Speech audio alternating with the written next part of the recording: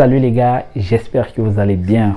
Alors, je ne sais pas si vous avez assisté à cette prestation du Barça comme moi, si vous avez ressenti la même chose que moi, si vous avez eu la joie, si vous êtes vraiment content comme moi, parce que pour moi, peu importe l'équipe, même si c'est Almeria et qu'on chicote 4-0, moi je suis content. C'est comme si on avait tapé le Bayern. Pour moi, en fait, la victoire du Barça, pour moi, c'est ça qui compte. Peu importe l'adversaire, peu importe le 11 en camp de l'équipe adverse, que ce soit l'équipe B, que ce soit l'équipe C, que ce soit l'équipe Y, moi je suis toujours content. Déjà, il faut rappeler que cette victoire s'achève 4 buts à 0 par un doublé en passe décisive de Dembélé, qui pour moi, je pense que Dembélé, c'est comme s'il est son propre concurrent. Où en fait son potentiel concurrent c'est bien évidemment Rafinha, mais Dembélé a fini avec 2 passes décisives et Lewandowski qui finit aussi avec 2 buts. Ça, je pense que c'est extrêmement important pour lui et c'est une très bonne chose pour le Barça. Déjà, pourquoi? Ça prouve qu'ils ont déjà eux aussi pas un numéro 9, mais un vrai renard de surface, un charognard de surface, un gars qui il ne faudrait pas laisser l'espace, un gars qu'il ne faudrait pas laisser un peu de temps, sinon il vous corrige bien évidemment, parce que déjà Lewandowski, lui, il a commencé la première mi-temps avec une barre transversale, après un poteau, et par la suite il surgit comme un charognard, il met un pied, ballon en grand, à la passe décisive de Rafinha.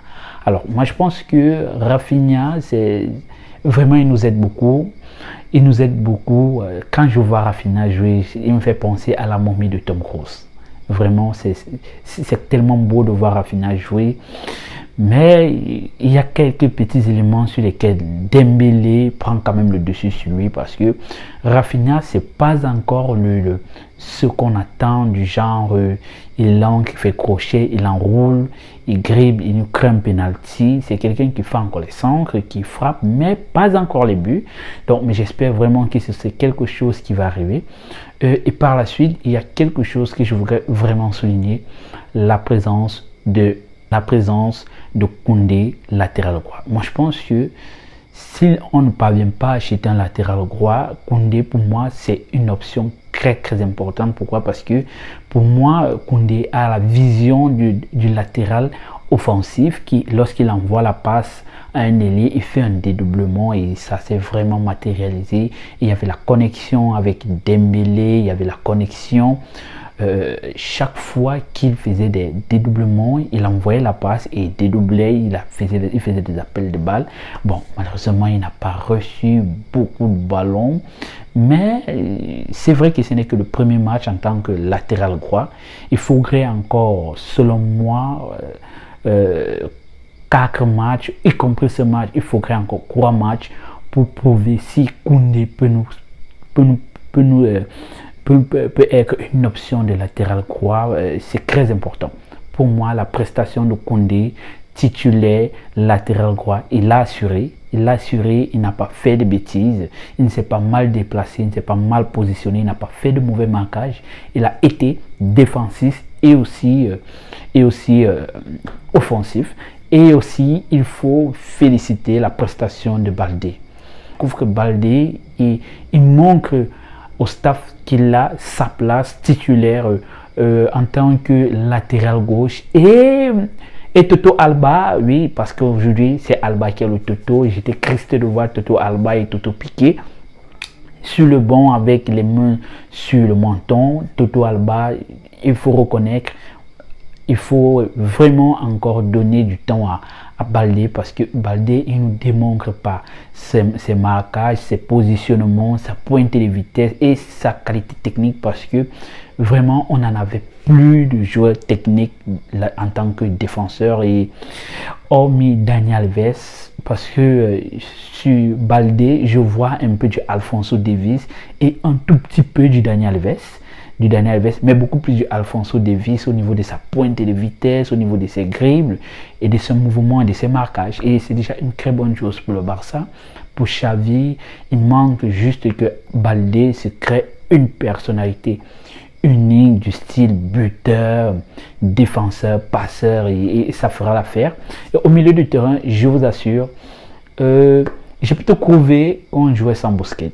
Bon, les supporters de Busquets, excusez-moi, mais particulièrement, j'ai trouvé qu'on a joué sans Busquets jusqu'à la 68e minute.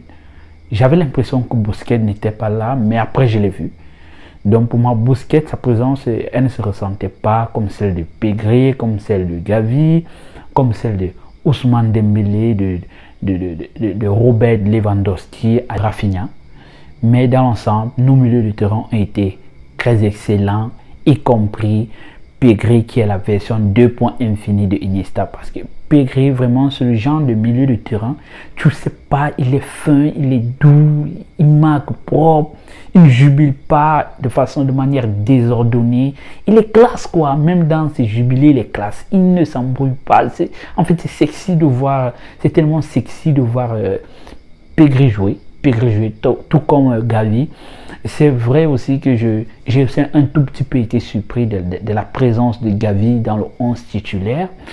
Là, ça démontre déjà la position hiérarchique que Gavi va passer à prendre avant Frenkie de Jong, avant Kessié et avant Pjanic. Dommage pour Pjanic qui, jusqu'à présent, n'a pas encore eu de temps de jeu. Ça commence à être un peu compliqué. Parce qu'il ne faut pas que ça touche aussi son mental, parce que c'est très important de rappeler ça. Il ne faut pas que ça touche le mental de Pjanic. Lorsqu'il jouera, il ne nous fait pas une très bonne prestation. Mais j'apprécie quand même la prestation de nos milieux de terrain. Pedri qui nous sort un très bon match. Gavi qui lui bataille. Lorsque tu vois Gavi jouer, tu sens que c'est un enfant très têtu. C'est un enfant têtu même à la maison. Tu vois, il a la tête des têtus en fait. Gavi à la tête des têtus, des enfants qui n'obéissent pas vite, des enfants qui font à leur tête, et ça se matérialise. Il est toujours engagé, il est toujours niaqueux, et on aime ça, on en a vraiment besoin. Il se projette toujours de l'avant.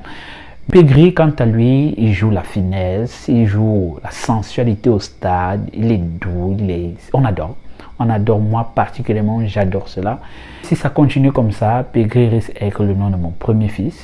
Oui, parce que je n'ai pas encore le fils, mais c'est pas le sujet. Bon, bref, au niveau de l'attaque, j'ai vraiment apprécié la prestation de Dembélé.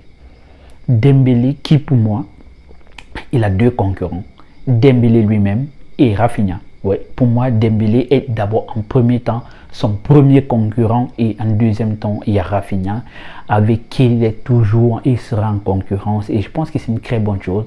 Là, ça met les joueurs en confiance et ça leur permet de toujours aller au-delà de leurs limites et toujours aller au-delà de leurs performances afin de pouvoir aider l'équipe. Oui, l'équipe. Au début, ici, il faudrait maintenant qu'on parle de Lewandowski. En fait, Lewandowski, au début, ça n'a pas été facile. Il a fait un poteau, ensuite une barre transversale et il a fallu que le gars intervienne comme un renard de surface. Oui, un renard de surface. Pour qualifier Lewandowski, ce n'est pas un numéro 9. Ce n'est pas un avant-centre, c'est un renard qui abîme les raisins. C'est un charronnard qui, lorsque tu baisses ta garde, il frappe, il vient voler, il vient chipper ton butin et c'est ça, c'est Robert Lewandowski. Bon, par la suite, le match a été plutôt chronophage, c'est chronovitalé. J'aurais aimé que le match se joue pendant 3 heures de temps afin de bien savourer la prestation du Barça, afin de bien savourer les actions et les occasions. Mais par la suite, petite surprise, j'ai vu le numéro 20 ancré, sans vous mentir. Au début, je m'attendais à ce qu'il nous fasse un peu de gag, mais Toto Roberto, bon, en fait, il est quitté de Toto Roberto à Hero Roberto ou à Fight Roberto, à Ike Roberto. Roberto nous a mis un but pratiquement à la fin du match, ce qui nous donne 4-0. J'aurais vraiment aimé qu'on fasse une manita, soit avec le triplé de Lewandowski, mais c'est chose qui n'a pas été faite. Alors les gars, moi je pense que vraiment le trophée de homme du match est mérité pour Lewandowski.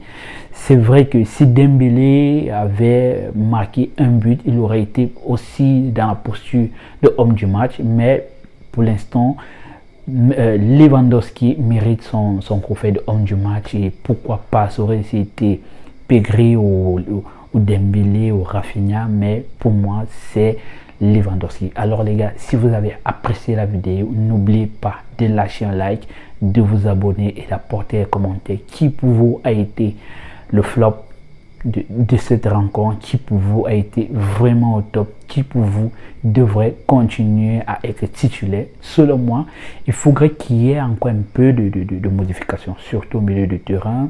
Il faudrait qu'on commence à alterner Busquets et on essaie encore avec le même schéma en défense avec Koundé, Araujo, Baldé et c'est ça. Moi je pense que sur cette allure, on peut avancer, on peut être solide en défense. Allez, yo!